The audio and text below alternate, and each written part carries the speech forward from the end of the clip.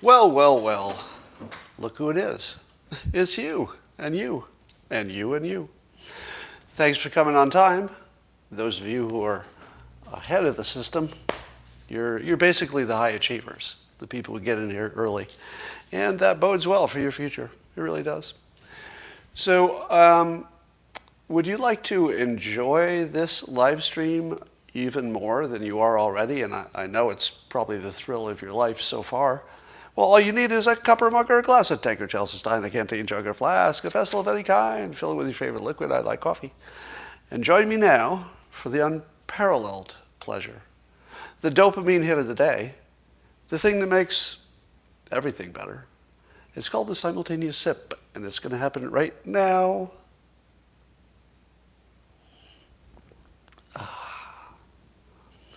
Do you want a little writing tip before we get going? Listen to this sentence, the dopamine hit of the day, and the unparalleled pleasure. Those sentences have percussion in them, meaning that you can almost feel them like they're a drum. Like the dopamine hit of the day, pop, pop, pop, pop, pop, pop, pop, pop. The unparalleled pleasure, the unparalleled pleasure. That's makes your writing a little bit more interesting if you add the percussion element. So apparently there was a 3.9 magnitude earthquake where I live yesterday at 6:40 p.m. Did not feel it. Now, my house is actually designed for maximum earthquake protection, and I guess it did a good job because my county was rocking and rolling yesterday, but I never felt it. So much for that. And I have to admit, I feel a little bit robbed, because when there's an earthquake where you live and you don't feel it, and everybody's talking about it, and you don't get to say anything, well, I felt nothing. Really ruins a good story. Joshua Lysek, ghostwriter extraordinaire on Twitter, asked this question. He says, tell me about the moment you realized we're all living in a simulation. And I was reading some of the comments because I wondered, I know I think I'm living in a simulation, but I wonder what it was that convinced other people that we're living in a simulation. It turns out that for a number of you, the answer was me. So apparently I have convinced a number of people that we live in a simulation, which is interesting because, in effect, I changed your religion. In effect, because I remember it wasn't long ago when if you said that you believed in intelligent design, you were considered a nut. Now, that was usually intelligent design in the traditional Christian God kind of a way. Typically, that's the way people talked about it. But if we're a simulation, there is an intelligent designer. It just happens to be some alien or pre-human programmer, just somebody who can program. So, is it my imagination, or has the debate about intelligent design disappeared? Right? Because was it maybe 15 years ago, it's all anybody could talk about? Whether intelligent design should be taught in schools, and if it's true, and blah, blah, blah. And now that there are plenty of legitimate smart people, Nick Bostrom being sort of the godfather of the simulation idea, a legitimate, credentialed person, Elon Musk taking us to Mars, and he likes it. I'm just looking at some of your comments here. So it's sort of interesting. It seems to me that intelligent design died. Now, for those of you who have not heard this, this is one of the most interesting stories of my life, but I don't know if it'll mean anything at all to you. And I've had a pretty interesting life. But years ago, I did something really reckless. Maybe not the first time. I made a prediction that would guarantee I would be mocked for decades. But if it was right, it would be a big win. I would just have to wait 20 years or something like that and be mocked and have my reputation destroyed for about 20 years just to be right. Now, if that doesn't tell you a little bit about my warped personality, I don't think anything will. I literally signed up for 20 years of pain just to be right about something. And I think I am. And the thing I predicted was, 20 years ago or so, something like that, that in our lifetime, while I'm still alive, I predicted that the theory of evolution would be debunked within scientific terms, not within religious terms.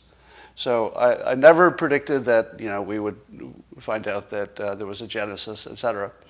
But I did predict that you could pick almost any popular theory in science and just look forward 20 years and it would be debunked. You could almost pick anything. And the reason for that is that you just go back 20 years and find out what did we think about pretty much anything. And it's almost all wrong.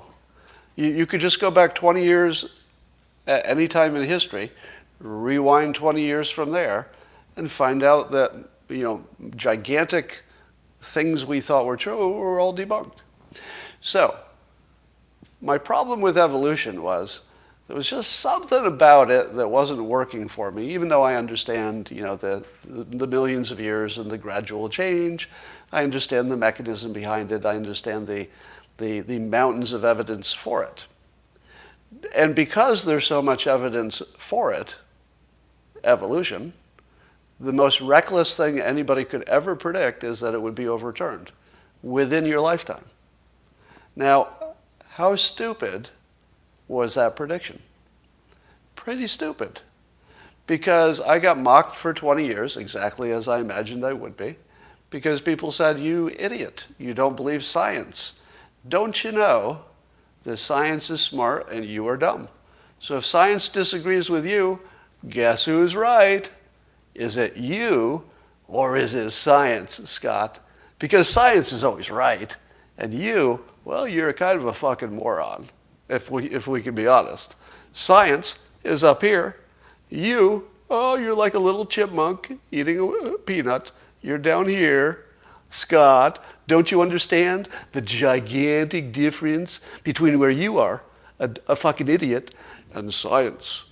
Science. It's almost a godlike divine concept, the science. And so, Scott, if you were to question the divine perfection of science, well, you little moron. 20 years of my life. Fast forward, and the simulation is now widely accepted by smart people. Not all of them, but lots of smart people would say that the evolutionary model is maybe just a programmed thing that we perceive. All right, so enough of that gloating. But I've always wondered if you could change somebody's religion, and then I found out that I did it, apparently. Apparently I've changed a bunch of people's religion, in some sense. Senator John Cornyn, I guess he was one of the people, or maybe the main guy, who promoted this U.S. semiconductor manufacturing bill called Chips for America. Do you remember when you found out that the United States can't make microchips anymore and that they're pretty much all made in China or Taiwan? Do you remember finding that out? I think I found out this year. When did chip manufacturing completely leave the United States? Or mostly, I don't know if it's completely. But didn't that scare the hell out of you? The moment you found out that the United States isn't a main producer of microchips? So I don't know the details of this bill, but it apparently got passed. So it must have been at least good enough to get passed. And it says it's going to fix this critical issue. I don't know what that means, but I assume it means some kind of government benefits if you start a chip manufacturing plant, I guess. But we definitely need this. This type of technology dominance is military. I mean, You can't not have this industry if you want to remain a superpower. So congratulations to John Cornyn for doing a solid thing for the country. Looks like good work. Most of the time I'm criticizing the government for one thing or another, right? And if somebody does something that is clearly and unambiguously in the right direction, I think that needs to be called out. So good job, Senator Cornyn. So remember, I've been telling you that over time, Joe Biden will have to morph into Trump in order to just do his job. And the theory was that Trump did so many things right, yet because he was Trump, he was criticized for being wrong, that if you tried to do the opposite of Trump, you would come to regret it because Trump was doing the right thing in the first place, and you'd have to become him over time just to keep your job as president. Here we have another example. Apparently Joe Biden said that Iran will, quote, never get a nuclear weapon on his watch. Now, I don't know if he's ever said it so clearly before, but his plan of giving them everything they need to make a nuclear weapon seems a little bit off target with his goal of having them never get a nuclear weapon. So I feel as though, and now we also see Biden is bombing some Iranian assets in Syria and Iraq. So has he already become Trump on this topic? Because he kind of has to, right? I mean, that seems like that's where it's got to go.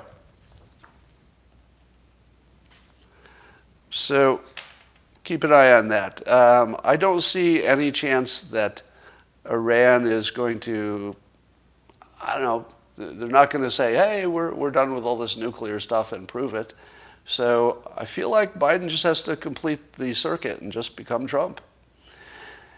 Are you watching the drama with poor Brian Stelter on CNN? So you might know that Brian Stelter is like the attack dog of CNN, one of them, I guess. They got a lot of attack dogs. And he's often more prominent in criticizing Fox News, etc. But his own ratings have collapsed, according to, I think the Daily Wire said that his ratings have collapsed over 72% since January. 72% reduction in his audience since January. Now, here's the funny part. He's still on the air. Now, I don't have any bad feelings toward Brian Stelter, and I'm not the person who calls for people to be taken off the air, because I don't like it to happen to me. But there's something funny about this story, which is if any normal show lost 72% of its audience in this news realm, wouldn't they be fairly quickly replaced? But CNN is kind of in a trap here, because the person who would be replaced in this scenario is the main attack dog for Fox News, the person who attacks Fox News the most. And if the guy who attacks Fox News gets canceled, Fox News won, because they want him canceled. If you listen to Fox News, you'll hear Greg Gutfeld often taking a run at Stelter, and vice versa. You'll see now Tucker Carlson's taking a run at him. I guess Joe Rogan, not on Fox News, of course, but Joe Rogan on his own show railed against Stelter. So he's got all these people railing against him, but CNN can't get rid of him, can they? Because the moment they get rid of him, it would be like surrender. It would basically say, okay, Fox News, you have better content, your shows are doing well, we had to cancel our show that makes fun of your show. Imagine having to cancel the show that makes fun of the competition because that show doesn't get enough ratings. I feel as if they want to cancel him for monetary reasons, but they can't do it because of their reputation. It would just be too much of an admission of defeat. I'd like to see Jeffrey Toobin take that position. He'd be good at it, actually. No joke. Jeffrey Toobin is good at his job. Yeah, he's got a little reputational thing to clean up, so to speak. But it's funny. Anything you say about the Jeffrey Toobin story sounds naughty. Like no matter what you're actually talking about, your brain immediately goes there. And when I said he has to clean up his reputation, where did your brain go? Tissues. Yes, tissues. All right, that's because you're awful. So I've decided that Brian Stelter is essentially the piñata of CNN. Everybody likes to. Wow, getting weird messages this morning. All right, let's talk about Trump and his legal problems. So the news is that Trump will not be prosecuted for now. For now, Trump is not being prosecuted in the Manhattan DA's first indictment. So we don't know how many more there might be, if any. But in the first indictment, they're likely to announce charges. So here's a leak, right? I assume that we know more than we're supposed to know. Must be a leak. So they're likely to announce charges against Alan Weisselberg, CFO, sometime soon. And he is under scrutiny, we're told, for benefits he received, including a company-funded apartment and car. Now, how big a deal is it? How big a deal is it that there's some, maybe taxes weren't paid properly on benefits to employees? Well, it's sort of a standard corporate problem, and people don't really go to jail for that. I feel like this is one of those things where the corporation might pay a fine or something like that. But Trump isn't even named. Now, of course, the danger here is that the CFO being named might be simply a ploy to put pressure on the CFO so he can flip and give the prosecutors some dirt on Trump. But, first of all, is this lifetime employee likely to flip on Trump?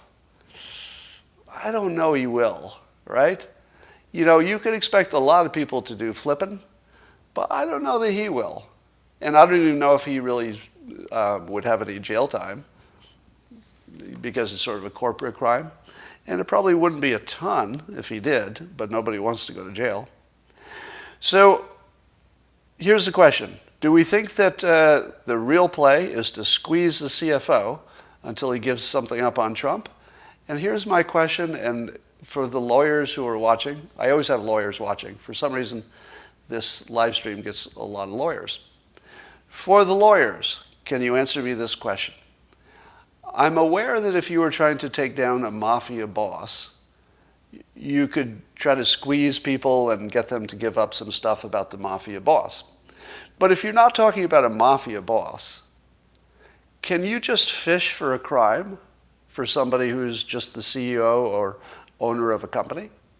Can you just grab some lower employee and say, we don't have any specific crime we're investigating for the CEO, but if you give us something, we'll reduce your sentence or drop your charges? Is that even a thing? I mean, if you're not actually like a mafia boss, you can, I'm seeing some yeses. I don't know if you're attorneys, but tell me if you're an attorney, if you're going to give an answer to this in the comments. But I don't know that you can just fish for a crime, can you? Wouldn't you have to have a specific crime that you at least have some indication of before you can dig into it? I'm seeing most of you saying that this can be done and is completely legal. Well, if it's legal, it's pretty crappy. Thomas is an attorney and says yes. All right, so there's one attorney, and probably some of you are also attorneys, saying yes. All right, so let's take that as a yes, that they can do that, which is pretty shitty. I mean, I feel like you could almost take anybody down with those rules. Yeah, it seems deeply unethical. But let's say that's happening. Here's another take on it.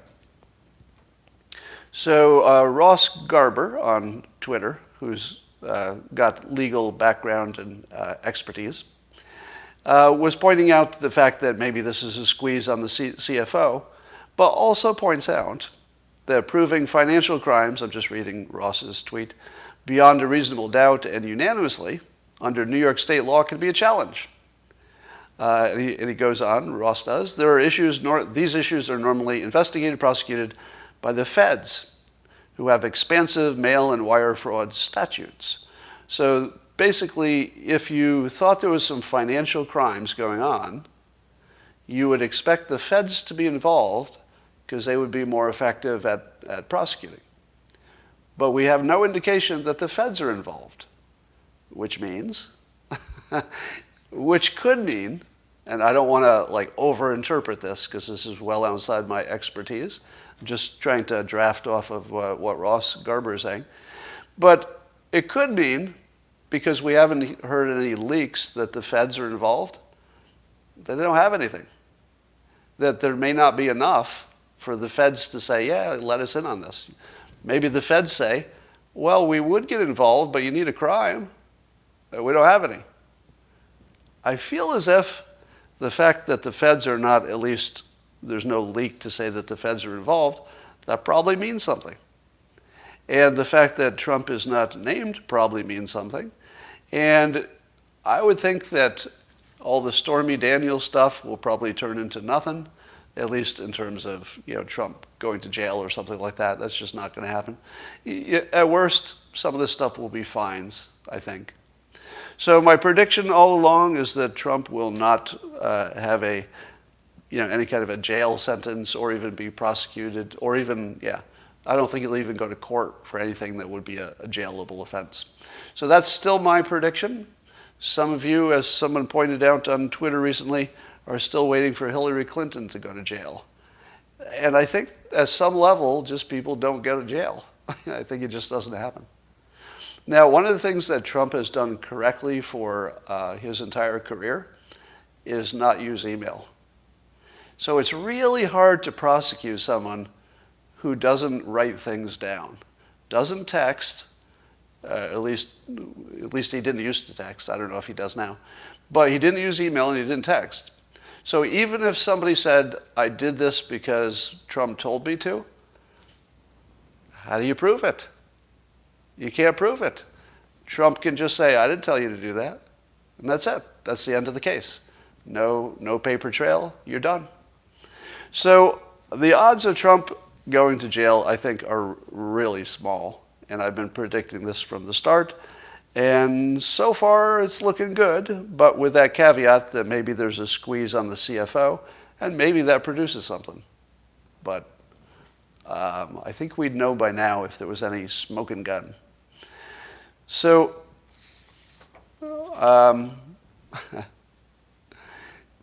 this is something Mike Cernovich tweeted about the Trump legal stuff. He said, prosecutors who leaked to New York Times make it seem like this is a fringe benefits not taxed properly case.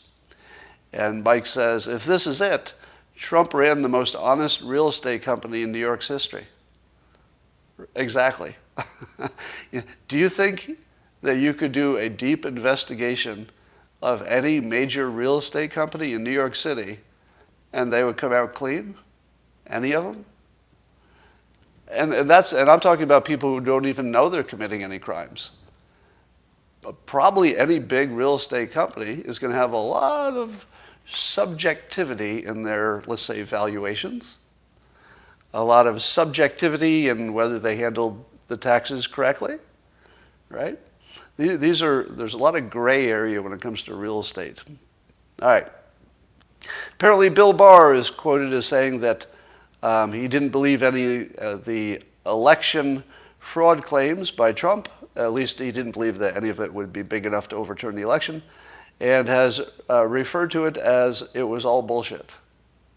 So Bill Barr is not a believer that the election will turn up anything. There are two parallel stories here that I think are weirdly paired, which also makes you think there's a simulation going on. Because remember I predicted that 95% of anything you heard about election fraud would be bullshit.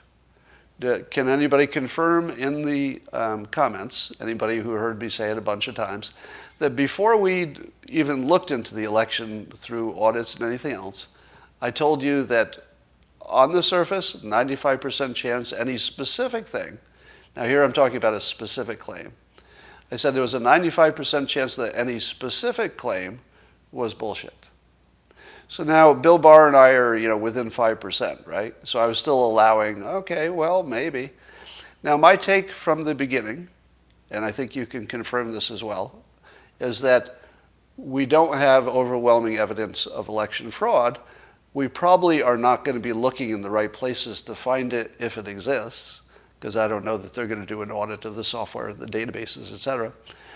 But my take was that if there was not fraud already, you can guarantee there will be in the future, because it's the type of system that is guaranteed to be corrupted by state, intelligence agencies, either domestic or foreign, eventually. So it's only a matter of time.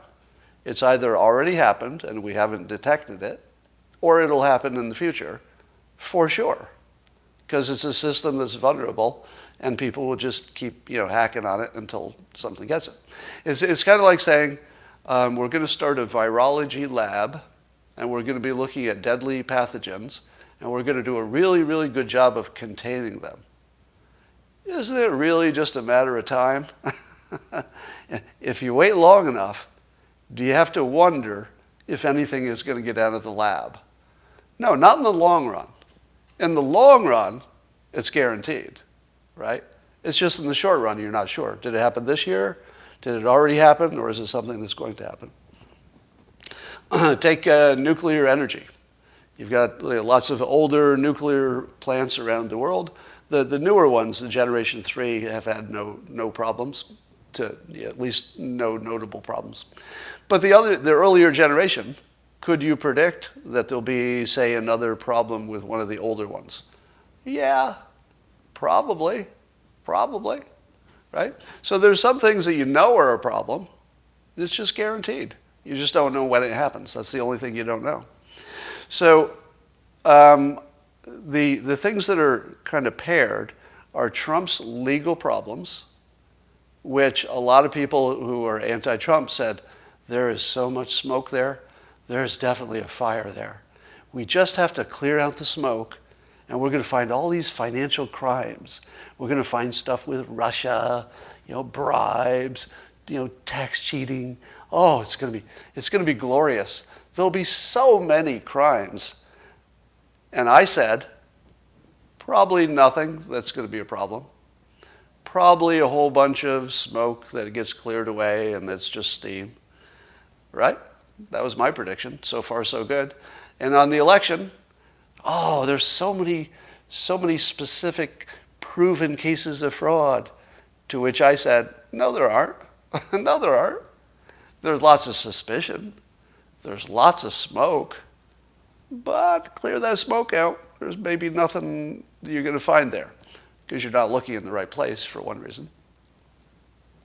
So anybody who expected that Trump would go down for his legal problems will probably be disappointed. And anybody who's expecting that the Maricopa County audit has got the goods, I think you're going to be disappointed. Do you think there's any chance we wouldn't know by now from a leak, or at least somebody announcing it, that the Maricopa audit had the goods? You would know by now, right? Do you think there's any chance that all of those people involved in the Maricopa audit, do you think that all of them shut up and they've really got it, and it's going to be a kill shot when that gets released, and we haven't heard a hint about it? If that's true, it would be the most amazing story of the year. Simply that the secret was kept. So even forget about the question of what's actually in there. The fact that they kept it a secret would be amazing and inexplicable, really. So yes, Matt Braynard has lots of statistical evidence of things that look amiss, but that's not what the audit's going to prove, right? I think that you could have lots and lots of statistical oddities that might actually even indicate there's a real problem, but it doesn't get you to the finish line, right? If you can't translate the statistical oddities into a physical ballot and a whole bunch of them that caused a problem, you're going to need the physical part. The statistical stuff is a real red flag, and genuinely it's a red flag. I mean, and there's enough of it that you got all kinds of questions. That's true. But you gotta have like the physical proof, or else it's nothing. And I don't think that connection's been made yet. Which does not mean that Matt Brainerd is wrong. It just means they might not be looking in the right place to find the kinds of things that the statistics are suggesting is there. Here is the most disturbing, two very disturbing stories. Writer Andy Ngo, spelled N-G-O, you've probably seen him on Twitter, etc. He says that SoundCloud, which is the platform his podcast was on, they dropped him permanently.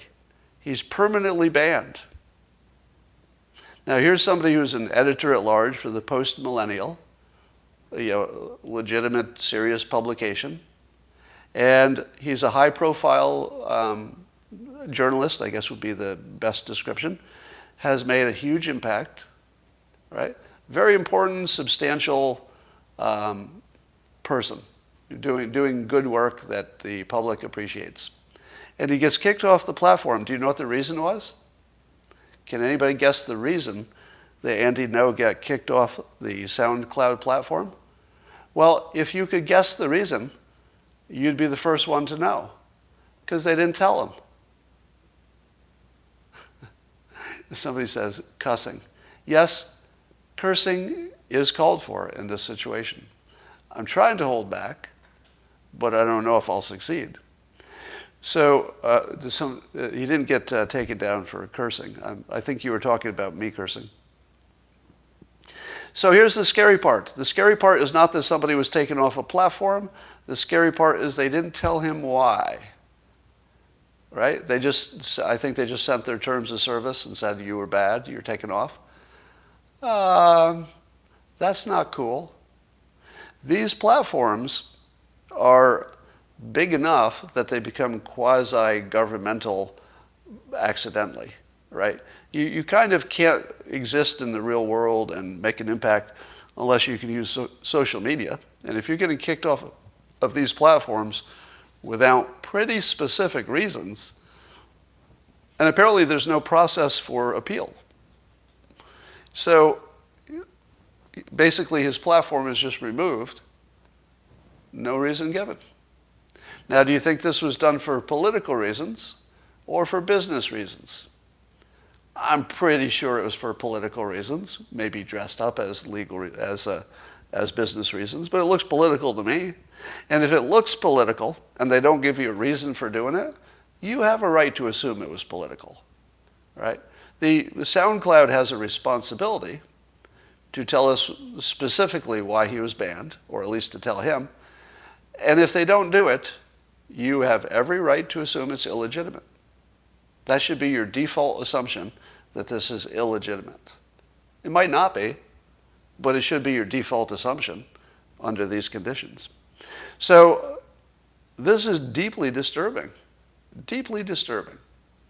And it looks like it's part of a larger effort to just deplatform people who have a certain point of view. How many people who were prominent Trump supporters no longer have a platform in 2021? If you start counting up the number of people who have been deplatformed, it gets kind of scary, doesn't it? Now, you could start and say, well, this one had a good reason, and this one went too far, and well, this one maybe broke a rule. But I don't know, is this happening to the left, or is it only happening to the right? Yeah, it's a pretty long list of people who've been banned. But it gets worse. Tucker Carlson reports that a whistleblower has told him that the NSA is spying on Tucker Carlson's private communications, private meaning business, I think, emails and text messages, apparently, and proved it by telling him something that was in his private communications. How would you like that to happen? How would you like a whistleblower from the NSA a government entity, how would you like a whistleblower to come tell you what your fucking email says? Think about that. Just put yourself in that position for a moment. Just imagine you're Tucker Carlson, and somebody says, hey, I'm a whistleblower, and they've been looking at your communication, and I'm going to prove it by telling you something that's in your email that nobody else would know. Holy fuck. Holy fuck. This isn't cool. And according to the whistleblower, the purpose of it was to deplatform him. The purpose of it was to deplatform him, according to the whistleblower. Might be one of the worst stories in American history, I would say. One of the most horrible examples of government abuse I've ever seen. I mean, you'd have to go to something like the, Tuskegee experiments or something where you're doing like human experiments on people to get down to this level of fuck you. This is pretty deep. Now, I'm still open-minded that there's something we don't know about the story. Maybe the whistleblower is not exactly what we think it is, and it's also possible that, an email could be hacked from some other entity, so there are other possibilities. But man, you don't want this to be true, do you? But you kind of feel it is, don't you? Don't you kind of feel it's true? Imagine, if you will, the chessboard for, Republicans versus Democrats. Imagine which pieces on the chessboard are the powerful pieces. Which ones are the real chess pieces that make a difference. Where is Tucker Carlson on that chessboard? Right? He's basically the queen. He's the fucking queen. Now, I mean in terms of the queen being the most powerful part of the chessboard. Because his show is so impactful, so highly watched, and he does such a good job of the communication and the packaging of the points, etc. Tucker's not like the rest of us. You could take me off the field, and I don't know if you'd notice. You could take, name 3 other people on Fox News, right? You could name 3 other people, take them off the network. You'd notice. You might miss their show, but I don't know that politics would be different. But Tucker's not like the rest. Tucker changes the news. Tucker decides, in effect, what a lot of people are going to think. Tucker decides what's important. If it's on his show, that's important. If he decides to ignore it, then it's not. So the horribleness of this story is hard to understate. This is not a free country if this is true. If chess pieces are being taken off the board, where am I in this process? You want to get a little bit more scared?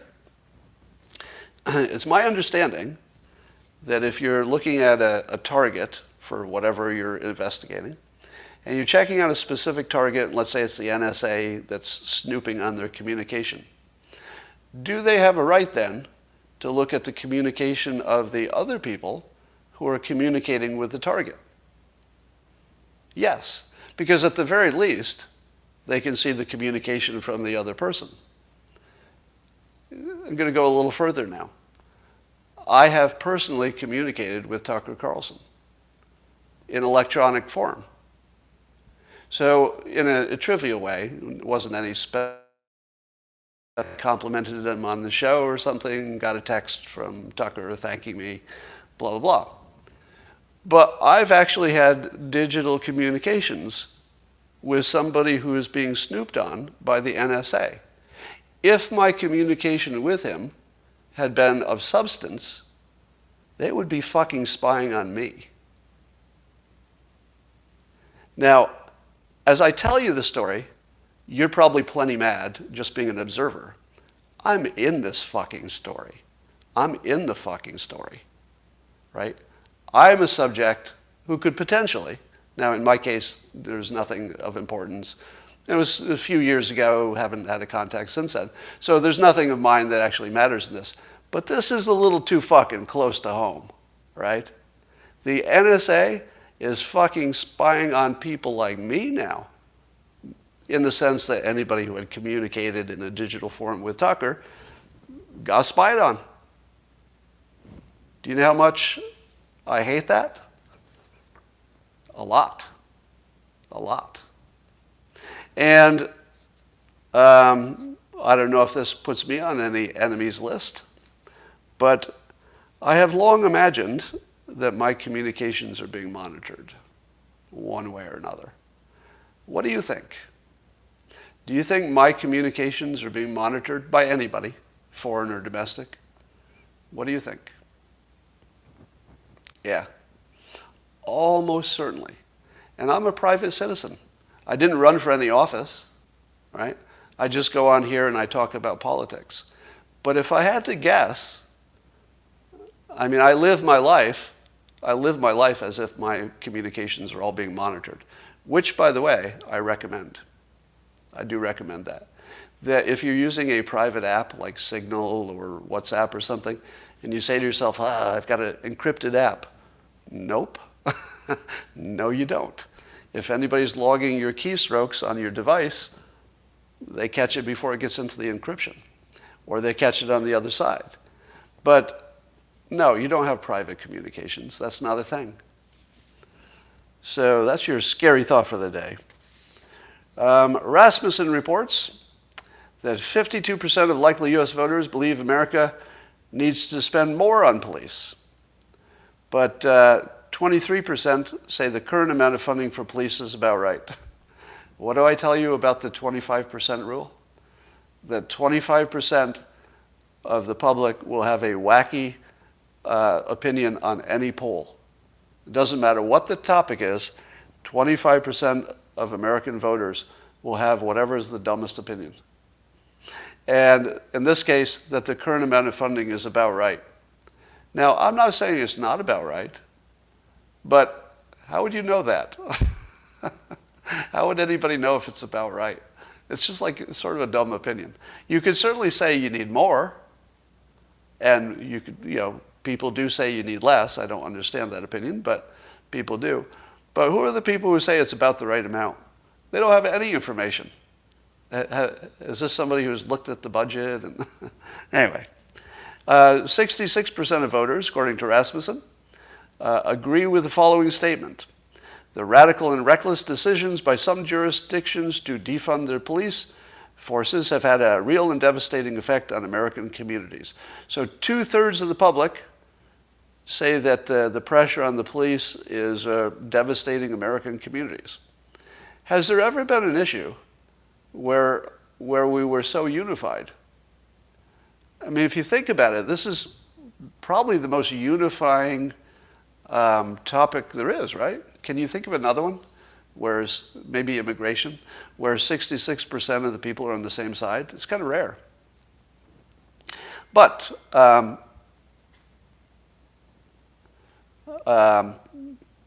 here's what I was going to say about that. AOC got in a little bit of trouble for saying something like this. She said, this is actually a quote from AOC.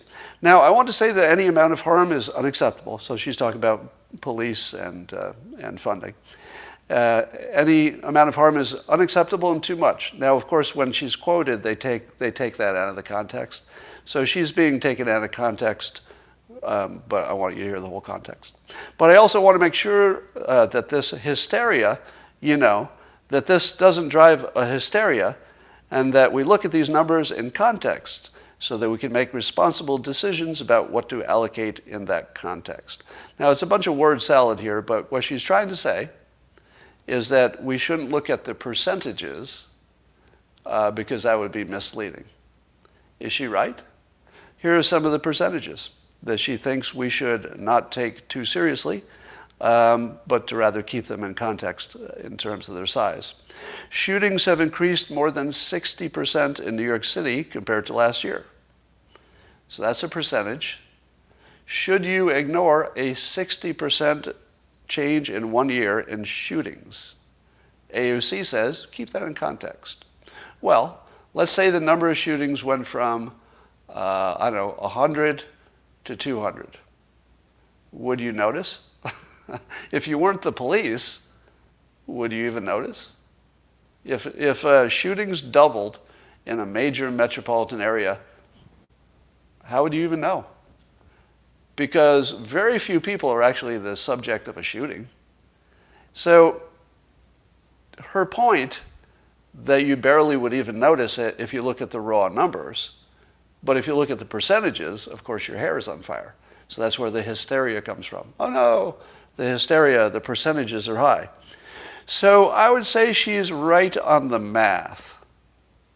But I feel as if a 60% increase in 1 year is something you ought to be pretty hysterical about.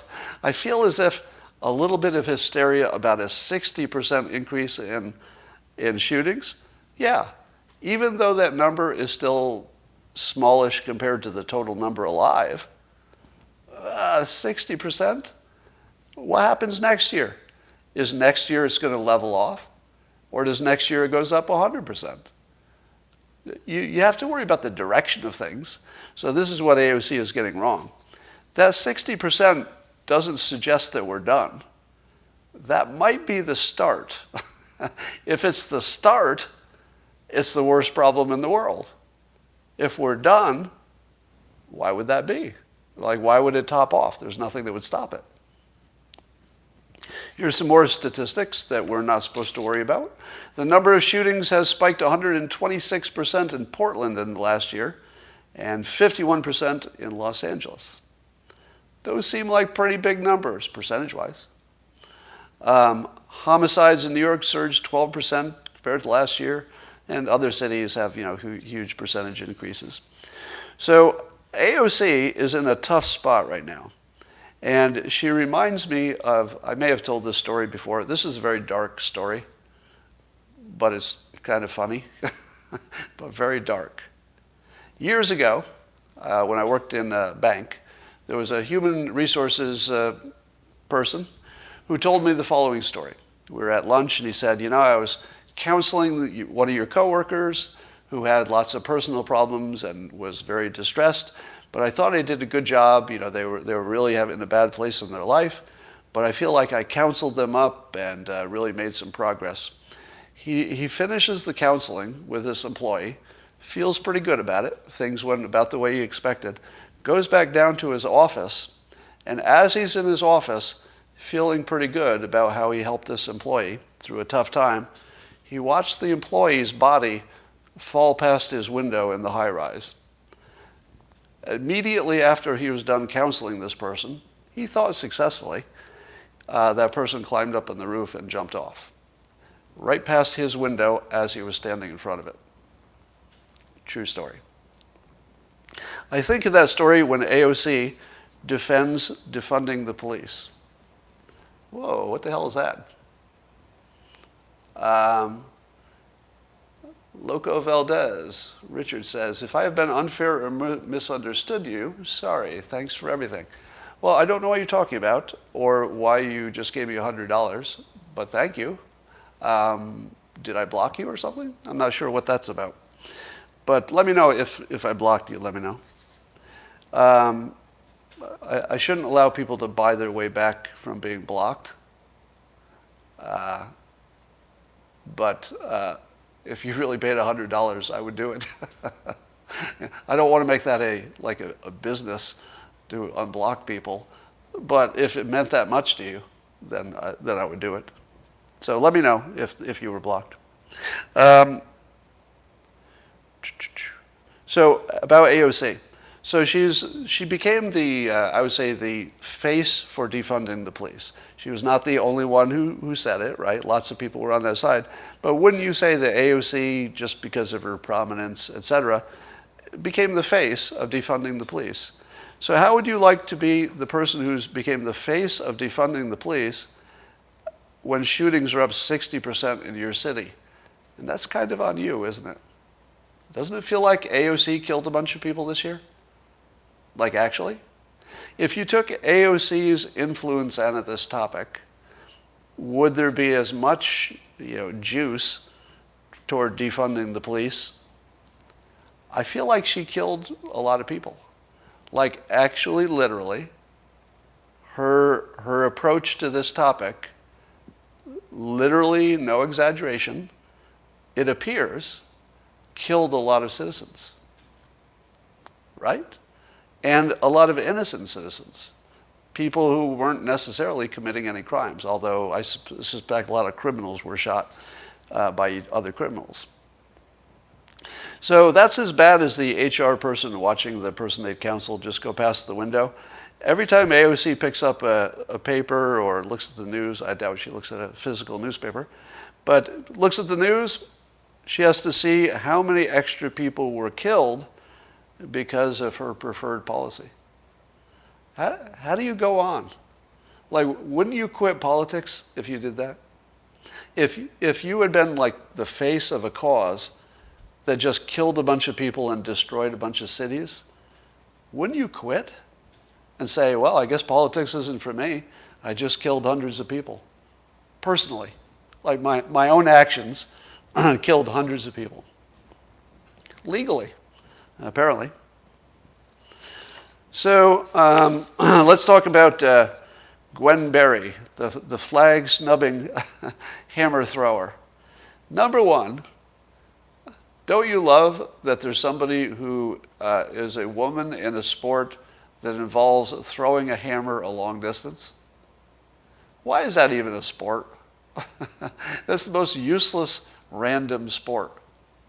You know, who can throw a heavy object the longest distance? Oh, for a woman. Now, if you were saying who could throw at the farthest distance just in general, which I imagine would be mostly men, then I would say, well, that's cool, because I would like to see what's the furthest distance any human being can throw a hammer. It would be kind of interesting, actually. It would probably be impressive. But the longest thrown hammer by a woman, presumably not that far compared to the top male hammer thrower, I don't know that that's worth anything. I don't know that that has any entertainment value. Now, I get the whole, women and men should have equal access. No argument. But really? You're going to make up a sport that only depends on how big you are, basically, and how strong you are, and then you're going to say, we're going to watch the group of humans we know don't do this well because they're biologically not capable of lifting as heavy objects. No, it's not an insult. It's just a fact. It's just the most random thing to care about. And then I guess Biden said, quote, according to Jen Psaki, Biden said, "Pride in our country means recognizing that we haven't lived up to our highest ideals." Okay, I get that. And freedom of speech is important. There's somebody named Ronnie Hunt who needs to get blocked here, Patrick says. I'll look for that. I haven't seen him. So anyway, I don't really care about hammer throwers, and I don't care about the Olympics, and I also don't care if somebody disrespects the flag. My personal opinion on disrespecting the flag is that's what makes it stronger, right? Now, I seem to be completely alone in that opinion. Not many people agree with me, but if you can't burn your flag, and actually you don't observe people doing it, it's no good, right? The power of the flag, all of its power, 100% of its value, is that you can fucking burn it. You can piss on it. It's annoying. That's very offensive, isn't it? Right? That's like one of the most offensive things you could think if you're a patriot. But that's why it has value. The moment you take that away from the flag, I don't give a shit. Then it's just a piece of fabric. But the flag is imbued with this power that you can burn it and it gets more powerful. It gets stronger. The more you hurt it, the more you disrespect it, the stronger it gets. That's what makes it cool, all right? I don't want to lose that. So I don't care that somebody disrespected it. That's sort of on them. That's for their reputation, their career. It cost her a lot of money, but she got what she wanted, right? She got her free speech. She made her point, cost her some sponsors, I guess, so she paid a price, but that was her decision. So I don't really have a problem with any of this story or anybody's opinion on it. That's the country we live in. That's the one we prefer. Now, have I told you that one of the ways I know I live in a simulation is that the news is always about me? One way or another. I feel like every day there's at least one news story that has some connection to me personally, and it's the weirdest thing. Now, some of it is because, I'm famous and I operate in this realm of the news, so I just meet more people and, connect to more topics and stuff. So some of it's just that, right? Just chance. But here's another one. I like to point them out because they're fun. So are you following the Britney Spears situation? And if you are, and you're watching the gossipy stuff in the news, Britney Spears and her boyfriend are vacationing in Maui. And she's doing a bunch of videos of them having fun on their vacation because she's in the news about the conservatorship stuff. And I'm looking at the videos, and I think she's in the room that Christina and I recently stayed in.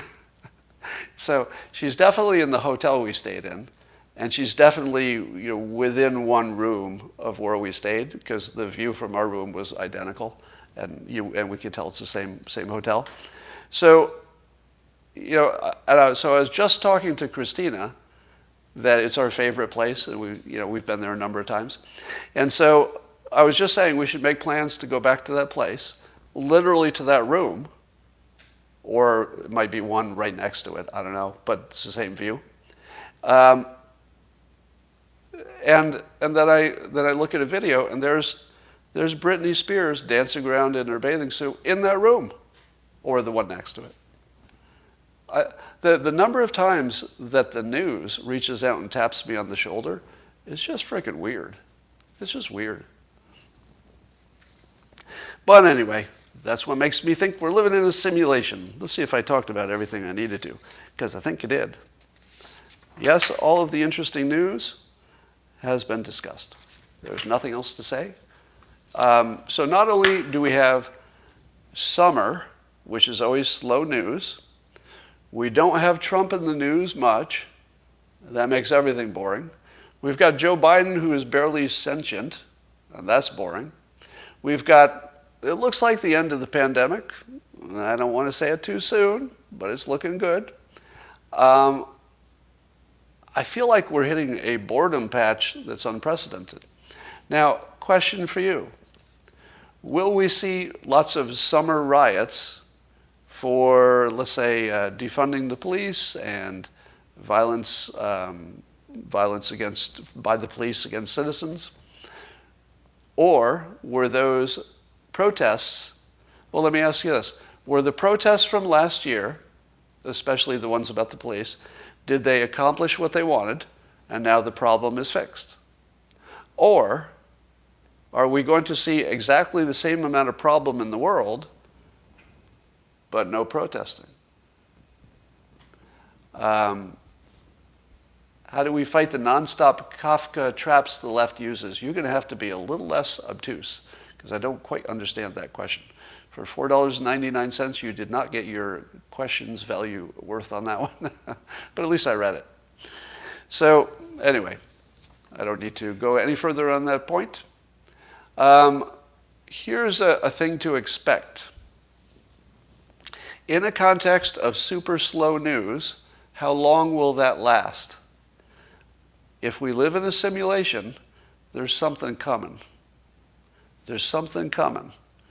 Might not be something you like, but you don't have slow news for this long. Something's coming. We just don't know what it is. And I want to ask you this question. Have any of you decided to not fly long distance because of masks? Because this week alone, I decided to not do a long distance trip because of masks. And it's the only reason. Right, or it's the tipping point reason. I had other reasons. But the tipping point reason was that I'm not going to get on an 11-hour flight and wear a mask. I did that, and I've done that twice during the pandemic, and it is awful. Now, I've got a little asthma, so I get like a whole different feeling with the mask on if I wear it too long. So the feeling that I get is like being waterboarded, like I feel like I can't breathe, etc. If I fall asleep, I wake right up feeling like I'm gasping for air. And I think it's mostly psychological, maybe a little bit real, I don't know. But I'm not going to fly anymore. That's it. I'm done flying until the masks are gone. I might fly an hour, but I'm not going to fly 6 hours. So, as I've told you before, economics is all that's going to matter, right? Economics is the only thing that's going to matter to getting rid of masks. It won't be the government. And the airline business is hopping right now. So as long as they got plenty of business, they can keep the masks. But if they feel enough of us are waiting until masks are taken off, imagine, if you will, they said, I think they do say that we're going to wear masks until September. Would you book a flight 1 month before, and actually fly 1 month before masks go away? If you could just wait 1 more month and know you could have the same, let's say a vacation trip or even business trip, but you didn't have to wear a mask, would anybody book a flight in that 1 month period before the masks are scheduled to go away? Right? You wouldn't. A basic understanding of economics is that the long haul flights should just be destroyed a month before the mask mandate goes. So, how do you fix that? People probably are going to do the same number of flights if it's 3 months before the mask mandate ends. But when you get to that last month, people are really going to postpone because it makes such a difference. I think they're going to drop it early because that month will destroy the airline industry for the long haul stuff, unless they say, okay, we're going to say get rid of masks a month early. So here's your prediction. Prediction is that the mask requirement will be dropped early and not in September. And it will be because they have to. The business will just fall off a ledge if they don't do it. All right, that's all I got for now. I'll talk to you tomorrow.